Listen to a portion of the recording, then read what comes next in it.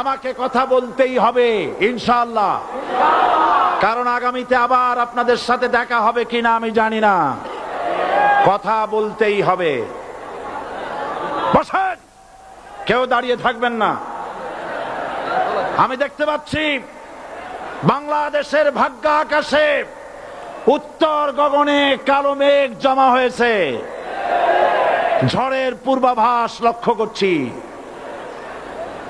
যদি মোকাবেলা করতে না পারেন সক্ষম ভাবে, এমন অন্ধকার গাঢ় কালো অমাবস্যার রাত আসতে পারে যার সুবে সাদেক হওয়া অসম্ভব।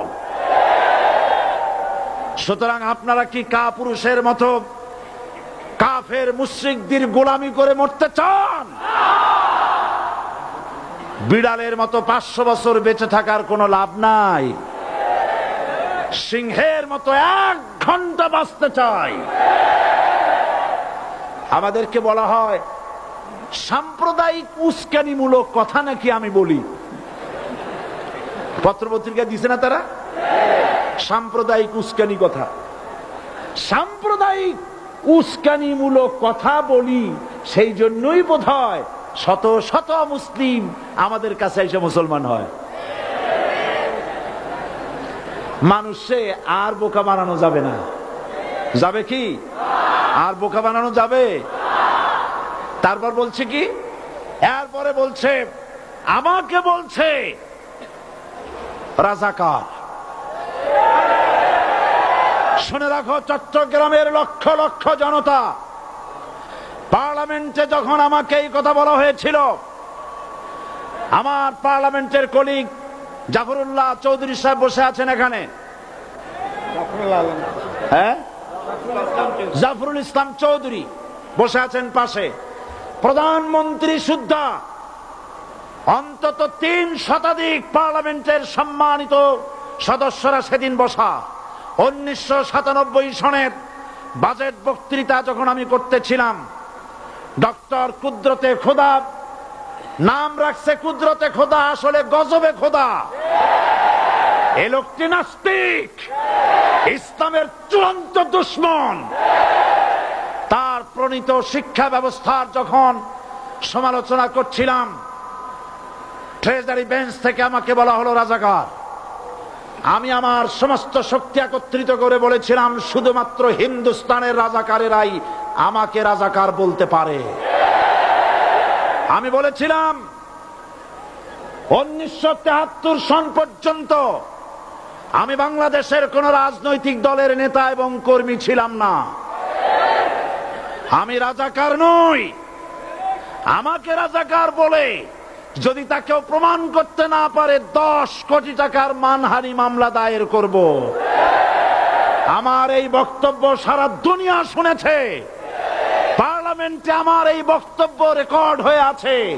সেদিন 3 শতাধিক পার্লামেন্ট মেম্বারের কেউ আমার চ্যালেঞ্জ গ্রহণ করেন নাই।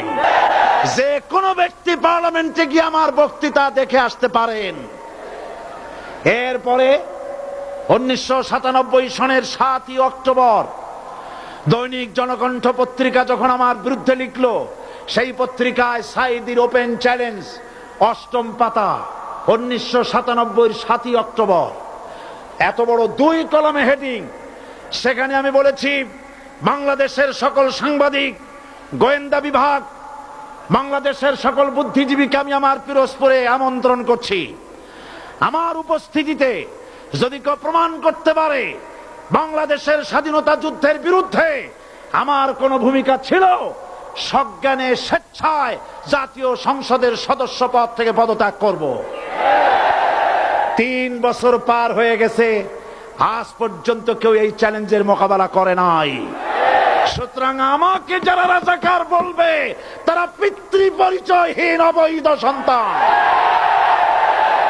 1971 সনের, শোনো মুসলমানেরা, 1971 সনের কোন কাদা সাইদির গায়ে লাগে নাই। আমাকে রাজাকার বলে জনগণ থেকে বিচ্ছিন্ন করবা, জনগণ থেকে আমারে বিচ্ছিন্ন করা যাবে না। কারণ এই জনগণ আমার জন্য আসে না, এই জনগণ আসে আল্লাহর কোরআনের জন্য।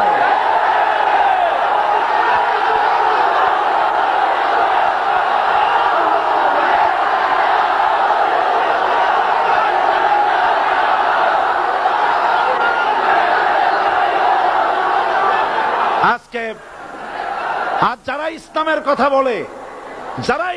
কথা বলে, তারাই রাজাকার, তারাই মৌলবাদী। মৌলবাদী বললে আমরা অসন্তুষ্ট হই না, কারণ মৌলবাদী শব্দটা আসছে মূল থেকে। মৌল শব্দ এসেছে মূল থেকে।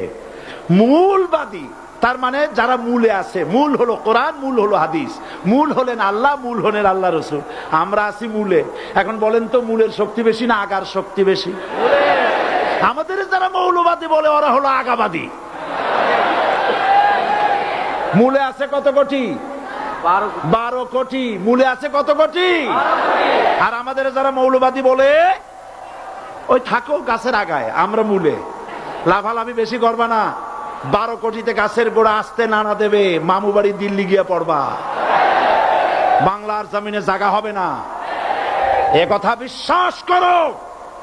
বাংলাদেশের মুসলমানদের শরীরে এক বিন্দু রক্ত থাকতে শয়তানের তৈরি করা ধর্ম নিরপেক্ষ মতবাদ বাংলার জমিনে কায়েম হতে দেওয়া হবে না, হবে না।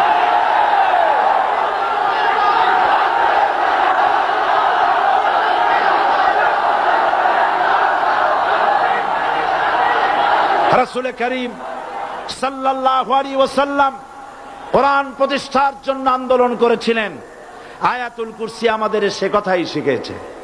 আল্লাহ রাব্বুল আলামিন বলেন, আল্লাহু লা ইলাহা ইল্লা হুয়াল হাইয়ুল কাইয়্যুম। প্রাণ খুলে পড়েন, আল্লাহু লা ইলাহা ইল্লা হুয়াল হাইয়ুল কাইয়্যুম। আল্লাহ হচ্ছেন তিনি, যিনি ছাড়া কোনো ইলাহ নাই, আইনদাতা নাই, বিধানদাতা নাই। আমরা মানুষের তৈরি করা আইন মানি না। 12 কোটি মুসলমানের দেশে আইন তৈরি করবে মানুষ, আমরা মানব না। পার্লামেন্টে তৈরি হতে হবে কোরআন দিয়ে, পার্লামেন্টে আইন তৈরি হতে হবে কোরআন দিয়ে। সুতরাং ভয় যতই পান আর যতই ষড়যন্ত্র করেন, 4 দল যখন একত্রিত হয়েছে, ঐক্যবদ্ধ থাকবে, সরকার ঐক্যবদ্ধভাবে গঠন হবে, নির্বাচন ঐক্যবদ্ধভাবে হবে এবং কোরআন হবে, আল কোরআনের পার্লামেন্ট হবে বাংলাদেশে।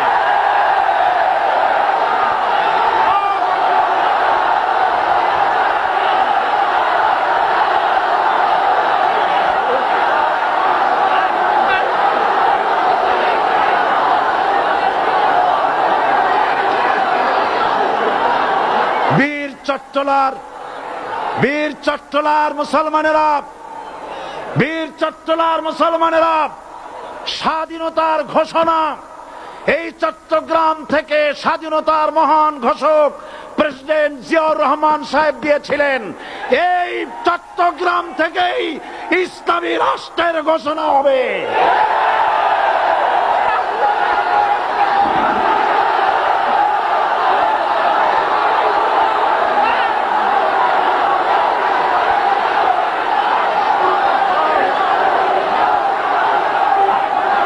আশাবাদী আপনারা অবশ্যই তা পারবেন। আমি 100% বিশ্বাস করি ইনশাআল্লাহ। কারণ যে ষড়যন্ত্রের মোকাবেলা করে স্থানীয় রাজনৈতিক দলের নেতৃবৃন্দ কোরআনের মাহফিল সিনায় এনেছেন, আমি প্রথম দিনেই বলেছি চট্টগ্রাম তাফসিরুল কোরআন মাহফিল কোন রাজনৈতিক দলের প্রতিনিধিত্ব করে না। এটা কোন জামাত শিবিরের একক সম্পদ নয়, এটা চট্টগ্রামের মুসলমানদের কলিজার টুকরা তাফসিরের মাহফিল। সুতরাং এই মাহফিল চট্টগ্রামে থাকবে ইনশাআল্লাহ কিয়ামত পর্যন্ত। 144 ধারা 288 হয়ে গেছে, ষড়যন্ত্র পায় পায় চলে গেছে। আমি ওই সব ছেলেদের বলি, সরকারি দলের ছাত্র হইয়া মুসলমানদের বিপক্ষে যাইও না। এদেশের ভাগ